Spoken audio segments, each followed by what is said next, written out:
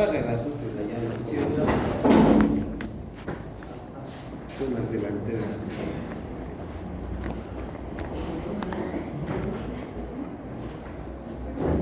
Bueno, nos habíamos quedado en la colecistitis aguda clásica. Ya habíamos visto el mecanismo fisiopatológico.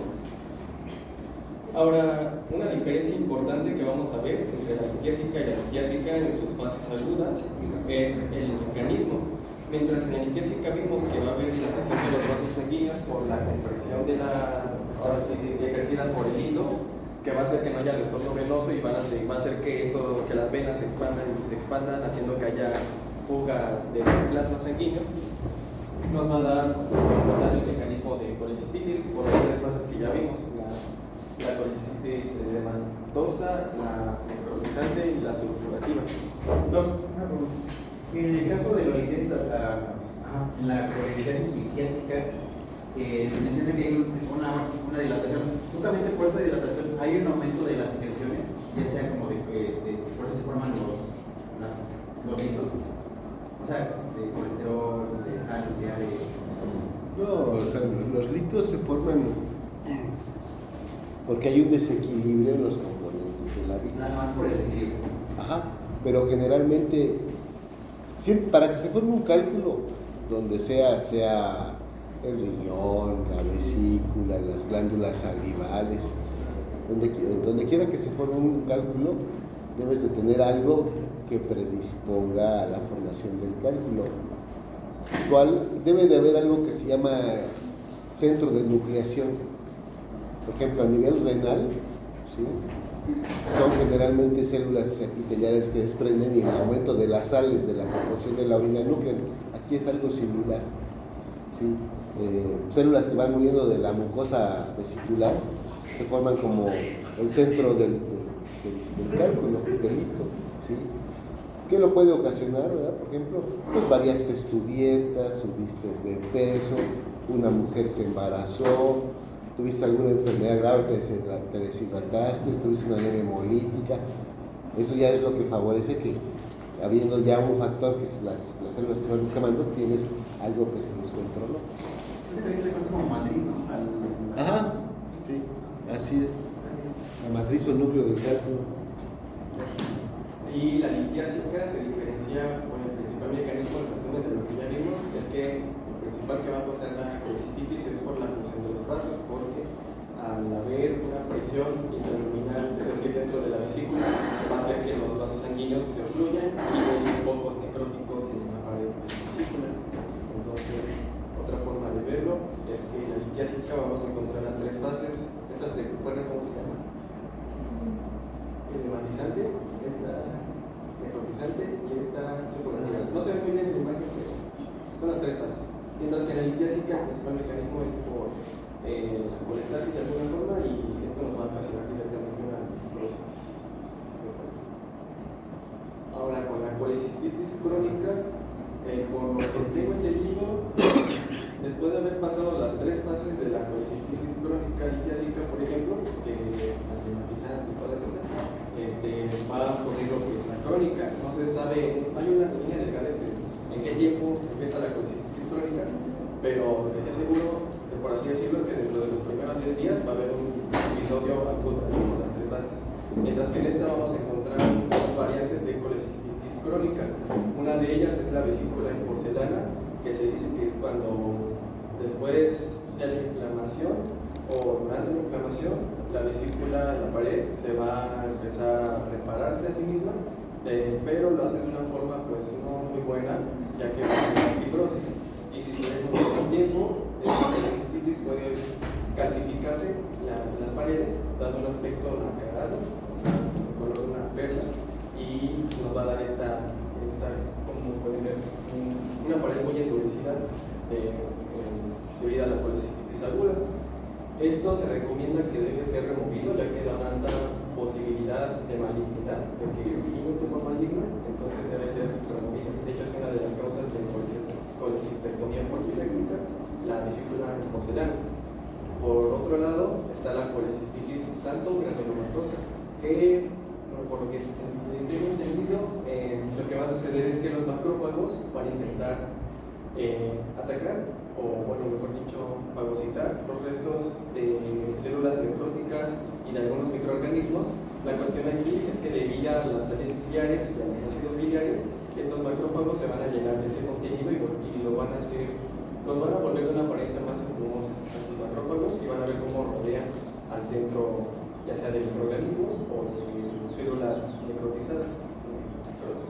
Entonces va a ocurrir esto que es un granuloma, de ahí el nombre de granulomatosa, y santo, que significa amarillo, pues por el color de todas estas granulomas que suceden en su pared de la vesícula biliar. Entonces las dos variedades son la de porcelana y la santo granulomatosa. De ahí pasamos al cuadro clínico. Después del cuadro clínico.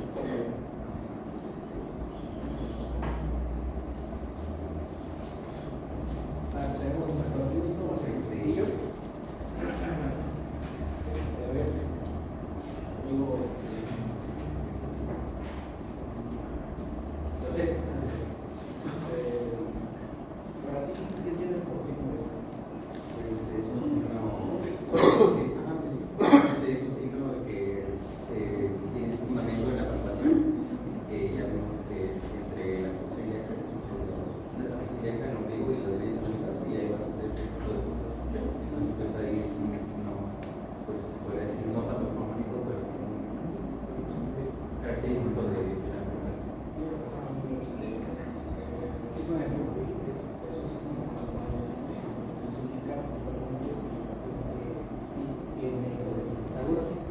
El procedimiento se hace si el paciente tiene que estar en posición adecuada, principalmente en el dibujo supino, o sea, viendo hacia arriba. El médico debe colocarse en la parte derecha, ya que la palpación se hace principalmente en el cuadrante superior derecho, específicamente el hipóforo derecho. Se le pide al paciente que inspire profundamente. Posteriormente, como sabemos, actualmente la palpación se divide en secciones. La palpación superficial y profunda. Entonces se le pide al paciente que inspire profundamente. Después el médico hace la palpación y si durante la palpación el paciente tiene su inspiración, ahí ya podemos indicar si el signo Murphy es positivo. Si lo tiene la inspiración del paciente durante la palpación, es un signo positivo. Y así la palpación, todo lo contrario, que la inspiración sigue igual, entonces es un signo negativo. Entonces, y después tenemos la anorexia, que es las palabras. Tenemos las náuseas, la emesis y la fiebre. Pero lo más común, lo que puede ayudar para detectar fácilmente la colecistitis aguda es el signo negativo.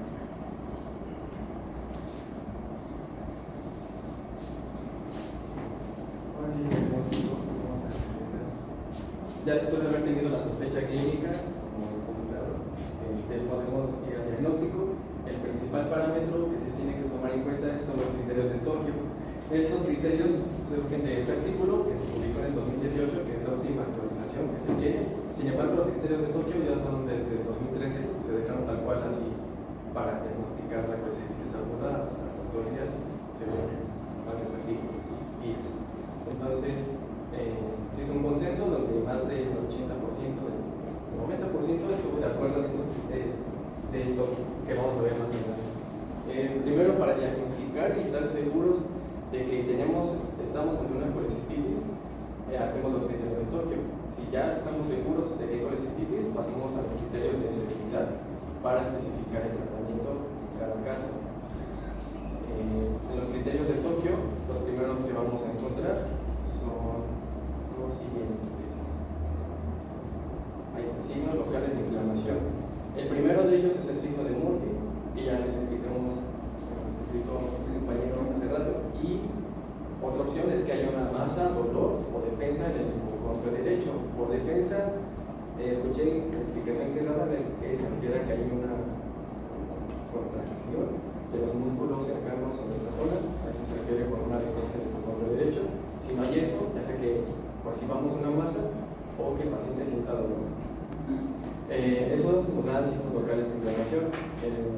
Ahora, la parte B nos va a dar signos sistémicos de inflamación, que consiste en fiebre mayor a 38 grados, que es producto de la inflamación. La PCR elevada, más de 3 miligramos por decilitro, que también es producto de la inflamación. Cuando hay inflamación, el hígado secreta PCR para aumentar todavía más la inflamación. Entonces es un buen parámetro que se toma en cuenta para ver qué tan sistémica, qué tan fuerte es una inflamación en el organismo. Y por último, la leucocitosis, que se estima que a partir de 10 células o 10 mil leucocitos por microlitro de sangre ya se considera también un signo sistémico de inflamación. Y en C vamos a ver hallazgos imagenologicos. Se dice que supuestamente se recomienda más la gammagrafía con ácido imidodiacético hepatobiliar, que se supone que tiene más especificidad y sensibilidad, pero lo que más se hace rutinariamente es un ultrasonido, que es lo más recomendado, pero supuestamente la mejor es la gammagrafía con el ácido. Entonces, más adelante les voy a explicar cómo es que podemos llegar al diagnóstico, pero lo importante es conocer estos términos. ¿Y a qué se refiere con hallazgos imagenologicos? Esta es la gammagrafía con ácido iodocético, que es la primera línea que se puede tomar en cuenta. Aquí vamos a ver la vía biliar y al hígado normales. Aquí vemos cómo, bueno, lo que ocurre en esta prueba es que al paciente se le inyecta precisamente el ácido junto con un marcador radioactivo que es tecnecio. Entonces este marcador nos va a dar esta oscuridad, que quiere decir que estos órganos están recibiendo suministro de esta sustancia, lo que nos indica que todo está en orden de alguna manera. Vemos aquí el hígado y la vesícula biliar, que es este puntito oscuro, y esta conexión que son las vías biliares. Y bueno, todavía no se llena abajo, pero son más imágenes, pero estas son las más necesarias. Ahora, en una colecistitis aguda, el diagnóstico con esta prueba es que simplemente no hay llenado de la vesícula biliar. ¿Por qué creen que no se llene la vesícula biliar? Una obstrucción. Una obstrucción que hace que, por ejemplo, si está obstruyendo el líquido, pues la sangre que está corriendo no va a poder pasar a la vesícula biliar, por eso no se va a marcar, y con eso ya es uno de los parámetros para decir que ya estamos ante una colecistitis aguda. Ahora, en una colecistitis crónica, lo que se toma en cuenta no es el llenado de la vesícula biliar, sino el llenado lento de la vesícula biliar, es decir, si se llena, aquí lo pueden ver, más o menos cómo se llena, pero se llena muy lentamente. Eso es un criterio, y el otro criterio es que, por ejemplo, se estimula con colecitocilina a la vesícula biliar y se deja pasar 4 horas o una hora. El punto es que si en ese tiempo expulsa menos del 35% de lo que tenía al principio, ya es otro criterio para diagnosticar colecistitis crónica. Esto nada más es para conocer que pues es la primera línea que se marca en las guías. Sin embargo, el ultrasonido son otros hallazgos diferentes, que es en el que vamos a poner más atención. Aquí vamos a tener 5 hallazgos principales y pues la principal razón, igual otra de las razones es que pues, el ultrasonido es mucho más barato que la gammagrafía. Esto lo consulté en un servicio de imagenológico en la Ciudad de México, pero algo me dice que esto es más elevado de precio la gammagrafía. ¿Qué vamos a encontrar en la colecistitis aguda litiásica? Básicamente son los 5 hallazgos. Primero, bueno, no lo sé, pero es el morfi o ecográfico, que es básicamente poner el transductor en el punto cístico que ya vimos en la anatomía. Entonces, ahí hacemos lo mismo, solamente que en lugar de nuestra mano, pues es con el transductor. Y si el paciente igual corta la respiración, ya es un signo de morfi ecográfico positivo, ya es un hallazgo que tenemos. Otro hallazgo es el engrosamiento de la pared mayor a 4 milímetros. Esta es la pared, y si pueden ver, aquí nos marca el grosor, que bueno, no marca cuánto es, pero en el contexto de una colecistitis podríamos asegurar que son 4 milímetros mínimo, que es uno de los criterios. Otro es el agrandamiento de la vesícula, que es de 4 centímetros por 8 centímetros. Si rebasa estos límites, ya se considera un riesgo de colecistitis aguda. Aquí podemos ver que el plano sagital se describe, mide 8 centímetros en este caso, y en este plano son 4 centímetros. Ya nos indica un agrandamiento de vesícula. Otro hallazgo es el líquido perivesicular. Si recuerdan, En la fisiopatología lo que hacía el lito era comprimir los vasos sanguíneos de tal forma que no había retorno venoso. Entonces esas venas que se están agrandando por la acumulación de plasma están ocurriendo una extravasación. Pues esa extravasación en la pared es lo que nos da el líquido perivesicular, que aquí lo podemos ver. Y el hito enclavado en el cuello, que en este caso está por acá. Nos podemos dar cuenta que hay un hito, tanto porque supuestamente se ve en la ecografía y porque nos da una sombra acústica posterior, es decir, que debajo de esa piedra se ve más oscuro, digamos que no deja pasar el sonido más abajo y por eso da esa sombra acústica posterior. Esos son los 5 hallazgos que vamos a encontrar en la colecistitis aguda litiásica, mientras que en la litiásica hay otros criterios diferentes. Estos criterios principales y criterios menores no son muy diferentes a los de la litiásica, pero solamente que aquí se toman en cuenta criterios principales. Se supone que con uno de estos más uno de estos ya se considera confirmatorio para colecistitis aguda litiásica.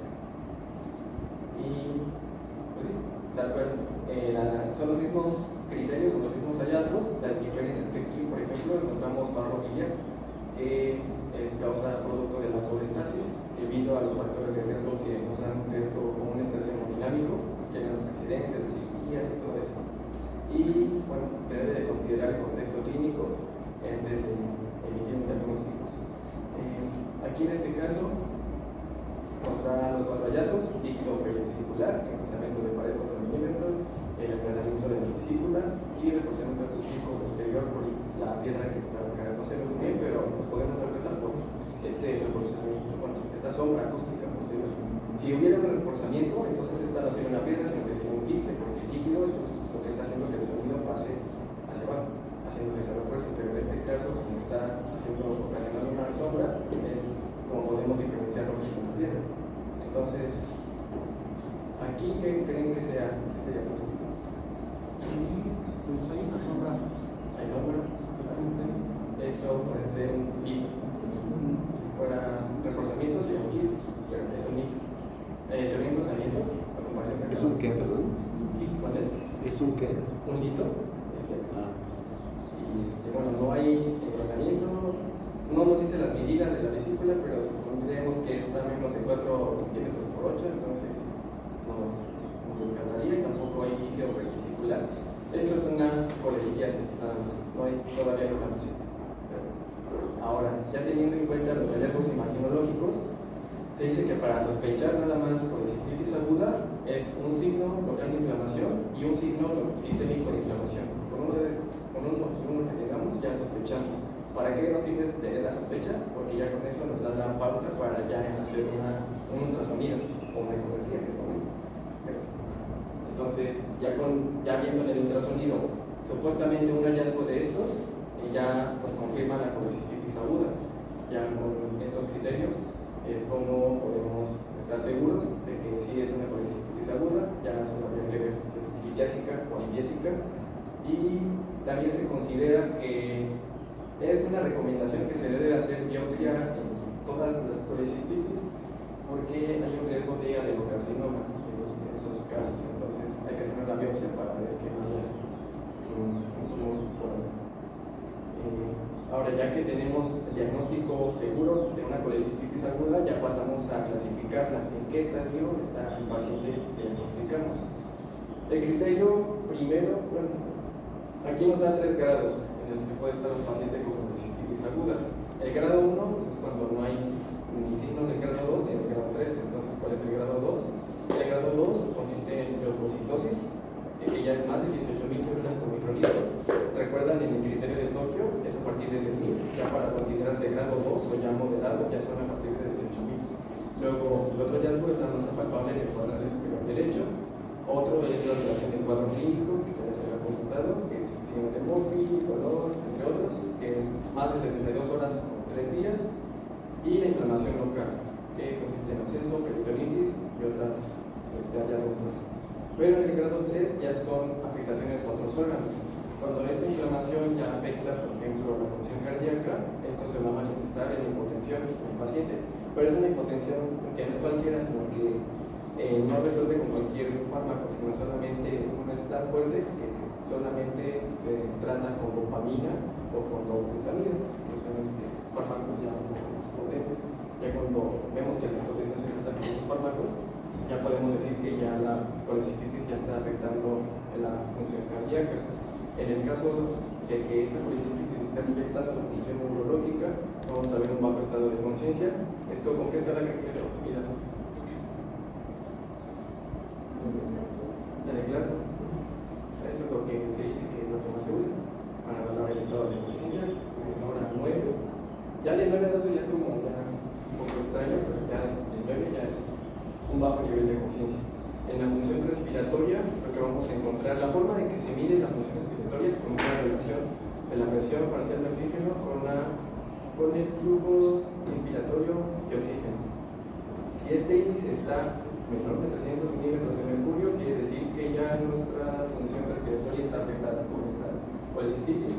Para la función hepática, esto se va a manifestar en un tiempo de protrombina, que está en un índice internacional, que es donde se compara el tiempo que tardó el paciente en hacer el coágulo, y lo que debe de tardar un paciente sano. Se hace una división, y si esa división resulta en mayor a 1.5, ya está afectada la función hepática. Otra, cuando ya afecta los riñones, esto se manifiesta con oliguria o creatinina mayor a 2 miligramos por decilitro, que ya está afectada la función filtrado glomerular, y la trombocitopenia en estado hematológico lo vamos a ver manifestado en menos de 100 plaquetas por milímetro cúbico, o menos de 100 plaquetas por mililitro. Entonces se supone que ya con uno de estos en el grado 2 ya se podría catalogar al paciente como grado 2 o moderado, pero ya si el paciente presenta daño a cualquiera de estos órganos, ya con eso se clasifica en grado 3 o colecistitis grave. ¿Para qué nos sirve estadificarlo? Como les había comentado, si está en el grado 1, van a requerir un tratamiento diferente, un antibiótico diferente y una cirugía diferente. En el grado 2, igual, entonces por eso es importante clasificar al paciente en 3 estadios, que es moderado, leve, moderado y grave. Sigamos con el ejemplo diferencial. Hay un texto que se preguntan síntomas o parecidos a lo que estamos viendo. La principal es la burbuja perforada, después tenemos la aguda, y esto porque ahora tienen dos becas en la parecida con la náusea, los vómitos, la anorexia. Después tenemos la infección intestinal, la pancreatitis. Esta principalmente porque se encuentra ubicada lógicamente a la cuadrante, por así decirlo, derecho del la redundancia derecho, que es el epigastrio. Pues tenemos la bronquitis aguda bacteriana, la bronquitis aguda, que esta es algo parecido, más que nada por la ubicación anatómica, que es el derecho. Después tenemos a la bronquitis y por último al hígado digestivo. Posiblemente tenemos el tratamiento, aquí voy más rápido porque mis compañeros ya les explicó a los dos también el farmacológico quirúrgico. Como les comenté anteriormente, los tratamientos principalmente es el tratamiento no farmacológico, el farmacológico y el quirúrgico. Empezaremos con el no farmacológico. Aquí hay un procedimiento muy importante que el doctor dice que es un procedimiento médico en el cual se realiza especialmente por ojos de chongo para eliminar principalmente líquidos que se encuentran en la bebida. Esto va a tener indicaciones, contraindicaciones muy importantes. Las indicaciones son pacientes con hipertensión única, no clasificada y con diámetros de 20 a 30 milímetros. Después tenemos las contraindicaciones, que son pacientes con pancreatitis, afectación de coagulación, con tendencia de quistes o trombosis. Después tenemos el farmacológico. Aquí es algo muy importante, es que aquí se tiene un punto de suma importancia, que es el ácido desoxiricólico y el ácido deoxicólico. Lo más importante es primero el ácido deoxicólico, ya que esto nos va a apoyar a grandes rasgos cuando se llama el seguimiento de glutatrice. Y esto se hace principalmente para que se utiliza principalmente como un coadyuvante para que el procedimiento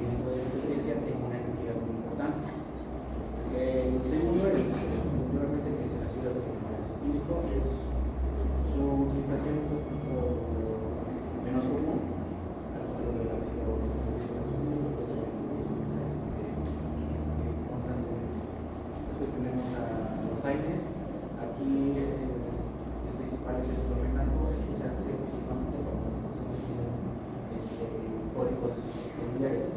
Entonces, cuando el cólico biliar es muy avanzado, muy presente, se puede recomendar quitar diclofenaco, que es una serie de 5 miligramos vía intramuscular. Y por último tenemos a la sapirina, que es un narcótico que se utiliza principalmente cuando ya el paciente ya no resiste, no aguanta como caer en el cuerpo biliar. Algo muy importante que se me olvidó agregar aquí es que también podemos dar medicamentos antimicrobianos. Esto se basa principalmente a través de tres reglas muy importantes. La primera es la susceptibilidad de la bacteria como tal. Esto se hace a través de se realiza para la medicación a través de un antibiograma. Después tenemos cuando hay presencia de una afección a nivel renal y a nivel hepático. Y también el último, que es la gravedad de la colecistitis. A través de estos tres parámetros que anteriormente se puede utilizar el microbiano. Esto igual depende mucho de la gravedad que es continuamente de la colecistitis. Y como debe de compañeros se divide en tres apartados, que es el grado 1, el grado 2 y el grado 3. Para el grado 1 se puede utilizar un antimicrobiano, mientras para el grado 2 y el grado 3 se pueden utilizar dos antimicrobianos. Algo muy importante que recalcaba en la GPC de la que se pueden utilizar no se puede utilizar el metronidazol, siempre y cuando haya presencia de anaerobios. Aquí tenemos los medicamentos que se pueden utilizar. Una serie del grado 1, el segundo, hidroxicloroquina, amoxicilina y soportar. Grado 2 es penicilina, torcelotan, cemaxone y grado 3 es sulfoperazol, soportar, ceftriaxona y ceftaxilina. Y ya posiblemente tenemos el químico. Esto también va a ser, depende del grado de infección. Empezaremos con el grado 1, que se puede hacer una colecistitis temprana a través de una microscopía. Después tenemos el grado 2, que es igual que la primera, una colecistitis temprana por microscopía, que es de primera edición, o sea que es la más importante y la más canesa. Y posiblemente tenemos el grado 3, que es un manejo urgente de la falla oral, que es una complicación sumamente importante.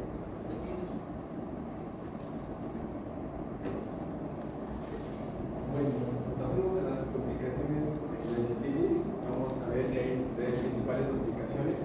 La primera es la gangrenosa, que va a consistir en colecistitis isquémica de la vesícula biliar. Y en la ecografía vamos a ver colecistitis aguda con membranas hipoquímicas que flotan dentro de la luz de la vesícula biliar. Esta se supone que es la complicación más común de la colecistitis necrotizante. De las tres fases que vimos, la necrotizante es donde hay más complicación, se ha reportado más complicación como colecistitis gangrenosa, mientras que la perforación de la vesícula biliar es la complicación más común en la colecistitis edematosa. A partir de ahí, hasta las fases que siguen, es más riesgo de perforación de la vesícula biliar. Aquí en la ecografía vamos a ver un defecto focal de pared a nivel biliar y se visualiza una piedra extraluminar, es decir, vamos a ver el saco y una piedra fuera de ese saco que ya nos indica que se perforó debido a la colecistitis. Y la otra es la fístula colecistoenterica. ¿Recuerdan cuáles eran los órganos que estaban más cerca del vaso de la vesícula?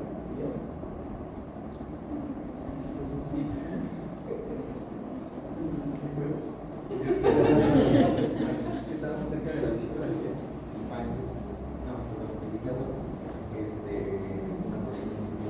En la fístula colecistoenterica es una comunicación. ¿Ahí dónde crees que es el órgano más del tracto gastrointestinal? Por su cercanía. También no solo transverso, pero más como de. Entonces, aquí la más, se supone que según donde la fase de colecistitis aguda, donde hay más riesgo de esta complicación de fístula, es desde la fase subcurrativa, que es cuando ya hay una inflamación ya más crónica. requerir como tal un drenaje, el absceso en el caso de la supurativa y pues como tratamiento igual una colestectomía laparoscópica de emergencia más también otras complicaciones es la colecistitis eritematosa, que es cuando se acumulan gases en la pared o en el lumen del vaso de la vesícula biliar debido pues, a bacterias anaerobias que están generando gases. Entonces, también son más o menos cosas que están dando. Bueno, aquí podemos ver los hallazgos fotográficos de colecistitis gangrenosa, ya podemos ver que ya está dando fase necrotizante. Y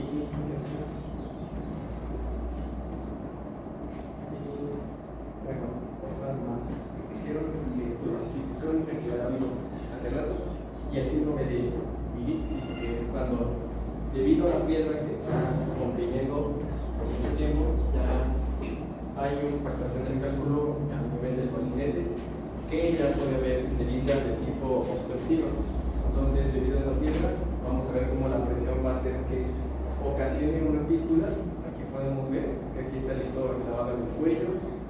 Luego en el tipo 2 ya empieza a haber una fístula, ya con el colédoco y con la vesícula biliar.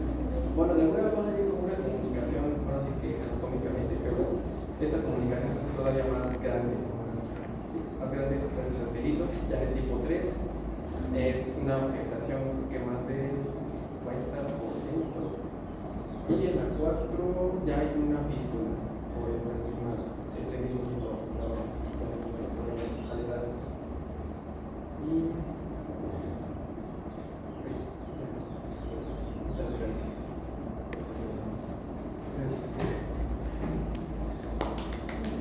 Tienen una voz bien melodiosa, ¿verdad?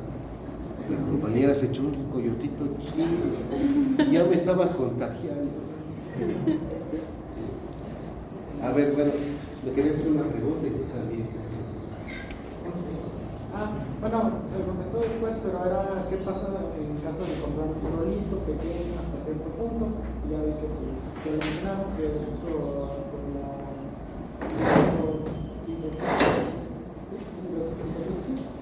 que es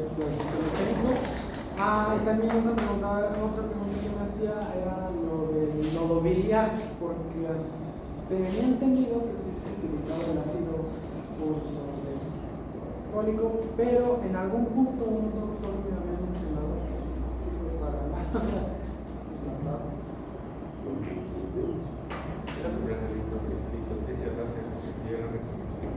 A ver, la litotricia es ondas de sonido. Los médicos somos muy escandalosos, ¿verdad? Los urólogos. Pero traqueotomías con láser, la manga, ¿por qué láser? Es un cauterio normal que funciona con electricidad. Pero la que me operaron con láser. Los que operan con láser son los oftalmólogos, ¿verdad? Los otorrinos, los humanistas. Pero eso de láser, bueno, miren, así de rápido. Olvídense de la litotripsia. En México no se hace. Es bien dolorosa, es ineficiente. Grábense que la colecistitis o la colelitiasis, más bien dicho, es un problema de la química biliar, de la composición química de la bilis. Entonces, no hay una forma de regular la composición clínica de la bilis, es algo genético. La vesícula es una fábrica de cálculos. Para acabar con el problema, quiten el cálculo, quiten la vesícula. Todos los demás tratamientos no son útiles. Se tienen que aprender el tema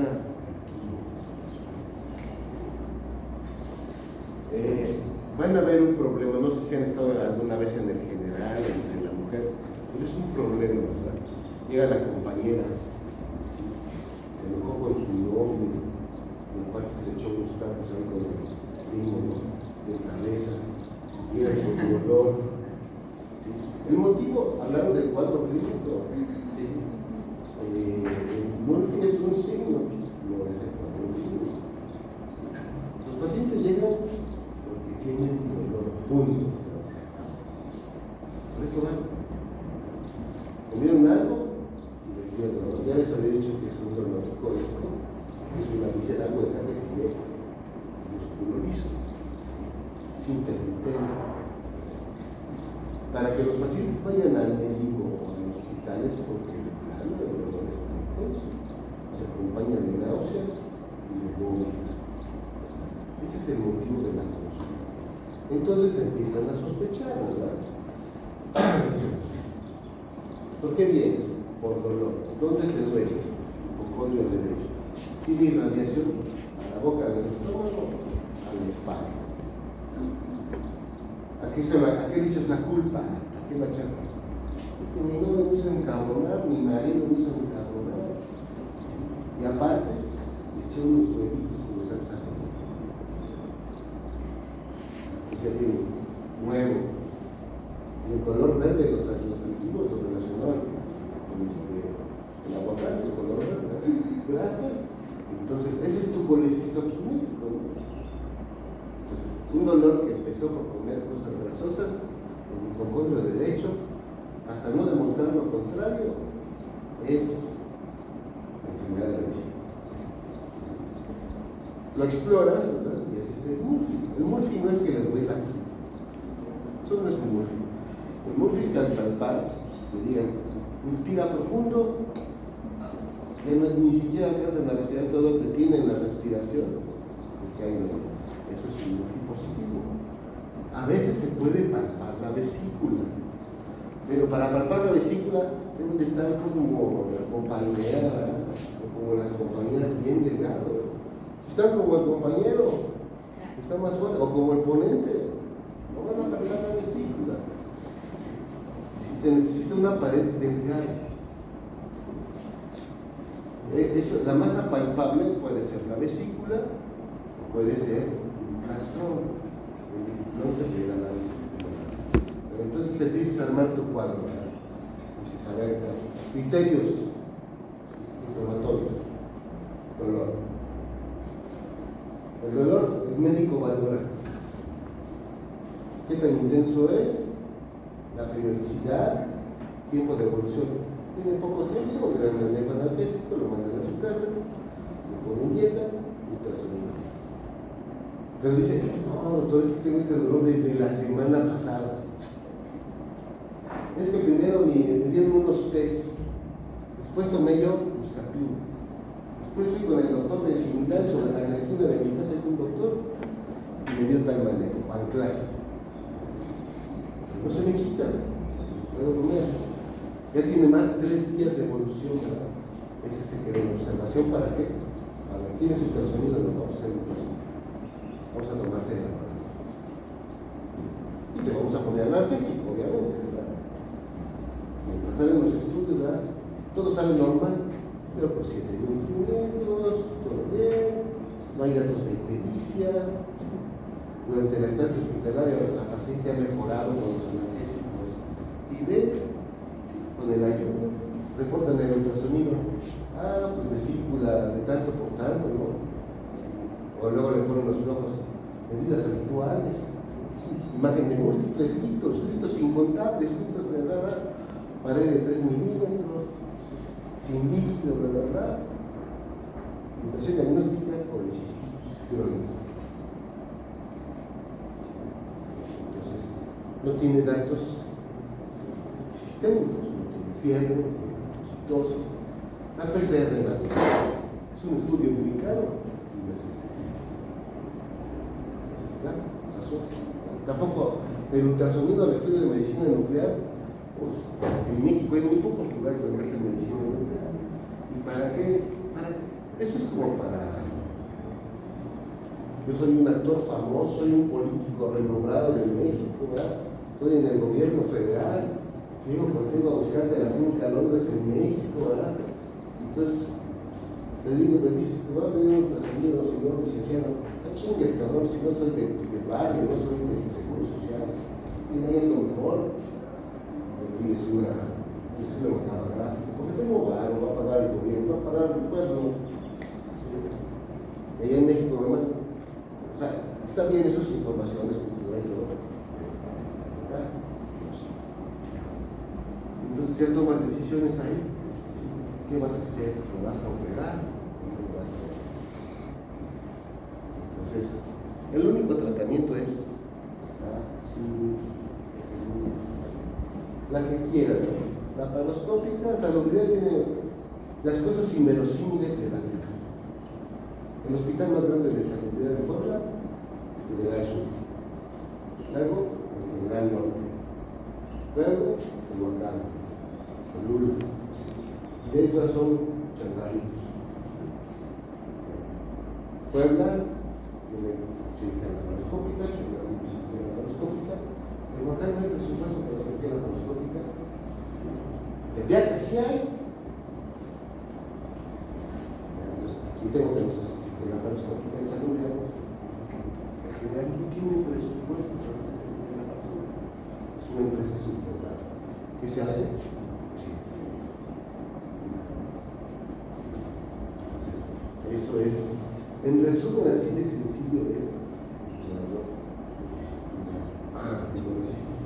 Colecistitis crónica. Nosotros ponemos en los expedientes, cuando los médicos de urgencias ponen diagnóstico. Cólico biliar. Probable litiasis vesicular. Ultrasonido, ¿verdad? Y luego o ponemos colecistitis CCL agudizada. Colecistitis crónica litiásica agudizada. No podemos poner crónica, no debemos poner crónica más bien, porque para hablar de cronicidad debo de tener la vesícula en la mano, hacer los cortes, incluirlos en parafina, ver la pieza y encontrar infiltrados moleculares en las células de la glucosa para que yo diga que es crónica. Lo usamos más bien dicho en un término de referencia. Preguntas a la compañera, oye, ¿desde cuándo tienes su dolor? Supongamos para más grande, ¿verdad? Pues mire, ahorita tengo 35 años, ya sé que se vaya a ofender. Pero desde que mi primer embarazo, desde los 19 años, me ha dolido. He ido con la doctora y el doctor, y siempre me han dicho que es gastritis. Entonces, no, pues tiene cálculos desde 19 años o desde antes. Yo la paciente más joven que he operado unos 5 años. Entonces, le llamamos crónica porque, bueno, de los 19, 18 años a los 35, sí ha tenido varios cuadros repetitivos muy similares relacionados con policístico idéntico, tipo cólico, náusea, ¿sí? Entonces ya se volvió crónico, ya son años, cerca de 20 años, por eso le decimos crónico, ¿no? Pero hay muchas más patologías en la vesícula, yo las voy a tratar de hacer un resumen de todo. Yo entiendo que en esta época influye mucho eso de las guías de práctica clínica, no se queden en las guías de práctica. Eso fue un esfuerzo, yo creo, para tratar de sintetizar el rollo, los textos, los libros, pero nos están llevando a una etapa, ¿verdad?, donde nomás sabemos guías de práctica clínica. Las guías de práctica clínica tienen sesgos. ¿Por qué tienen sesgos? Porque dependiendo de quién participa en la elaboración de una guía de práctica clínica, en México, ¿quiénes las hacen? Entonces, en México, el Consejo General de Salud dice, pues tú y tú van a hacer la guía de práctica clínica de colecistitis. ¿Sí? Pero es un cirujano bien nice, multimillonario, ¿sí? Es medio casado 20 veces, tienes un chico de lana, ¿no? Ya ni siquiera operas, cabrón, yo soy tu residente, bien emocionado que eres mi maestro, vete a la española por esto, otro residente, tú vete al balón de superar a otro paciente, ni te paras, el paciente está, hablando para el doctor, llega, chingón, el más chingón en México, que pega cabrón residente, ¿no? Y el dueño de la clínica Londres ya sabe que el doctor llega, ya le deposité sus 100,000 baros en su cuenta. Entonces, tu amigo, tu humilde residente, me das para los chescos. Entre 4 o 5 residentes, te ganamos más o menos $500,000 en un día. Tú nos repartes por todas, unos $10,000. Sí, trabajan en la ciudad. Y hay lugares donde es una exhibición de alto Ferrari, creo que esos médicos no existen, existen en la Ciudad de México, en otros estados, en Monterrey, y muchos son desiguales, son plásticos. Entonces, y esos cuales que hacen las guías de práctica clínica, porque son muy famosos, pues las hacen basados en los lugares donde trabajan. Porque no tratan con José Luis Hernández, el cirujano del pueblo de Huerta, tratan con bien. A duras penas salió de la universidad, de panzazo pasó a nada, pero tiene verbo, leído bien. Entonces, yo nunca voy a tratar a los del pueblo, a la gente de Televisa, del gobierno, empresas multimillonarias. Eso pagan, tienen que los engañe yo, parece que tienen ese gran sacrificio de televisión, que haya casi un puntito azul,